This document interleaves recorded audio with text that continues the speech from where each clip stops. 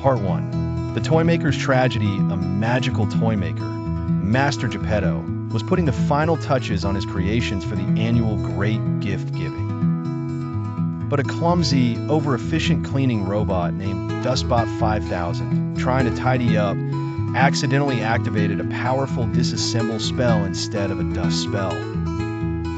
Part 2. The Great Scatter. A shimmering wave of energy pulsed through the workshop. Every single toy, teddy bears, train sets, rocking horses, dolls, instantly flew apart into their composite pieces. Screws, stuffing, blocks, and wheels shot out the windows and scattered across Duckburg. Part 3. The crying children all over town. Children's favorite toys suddenly vanished from their hands, leaving behind a single, confused piece. A single puzzle piece here, a lone wheel there. The city was filled with the sound of confused and disappointed cries. Part 4.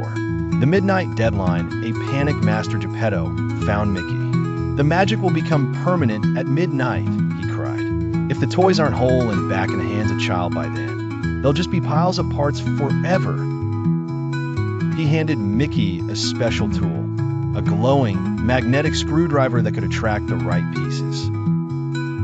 Hashtag part 5. The glue gun is sticking. He also gave Minnie a glue gun is sticking, which didn't make a mess, but created a perfect magical bond with a single click.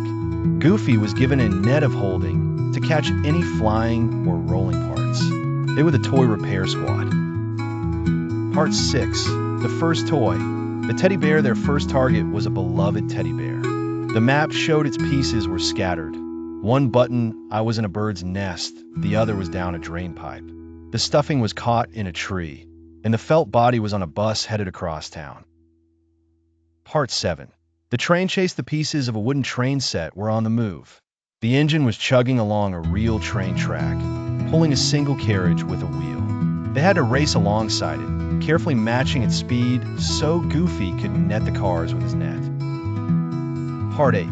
The puzzle plane. A model airplane's pieces were the hardest to find. They were aerodynamic. The wings were caught in power lines. The propeller was spinning on a weather vane, and the cockpit was being used as a teacup by a squirrel. They had to be clever and quick. Part 9. The doll's dilemma. A beautiful doll's parts were in the most delicate places. One porcelain hand was arranging tiny pastries in a dollhouse. Her hair ribbon was tied around a kitten's neck. They had to negotiate with the kitten for the safe return of the ribbon. Part 10. The clock is ticking as the moon rose high. The pressure mounted. The magical screwdriver's glow began to flicker if they took too long with one toy, urging them to move faster. The map updated in real time, showing parts starting to glow with a dangerous, permanent gray light. Part 11. The rocking horse. Round up. The pieces of a large rocking horse were causing havoc. The rockers were seesawing in a playground. The head was stuck in a hedge, and the tail was being used as a feather duster by a very efficient mother duck. Part 12. A helping hand. The children of Duckburg, seeing Mickey's mission, started to help. They brought them single pieces they had found. This looked important, a little girl said, handing Mickey a tiny, golden key. It was the key to a wind-up music box. Part 13. The final countdown. With minutes to spare, they had one last toy, a complex robot.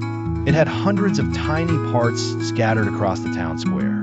They had to work as a perfect team. Mickey with his screwdriver, Minnie with her glue gun, and Goofy with his net, assembling on the run. Part 14. The stroke of midnight. As the clock tower began to chime midnight, Mickey slotted the final gear into the robot. Minnie clicked her glue gun on its back panel. The robot whirred to life, its eyes glowing softly, just as the 12th chime echoed across the silent city.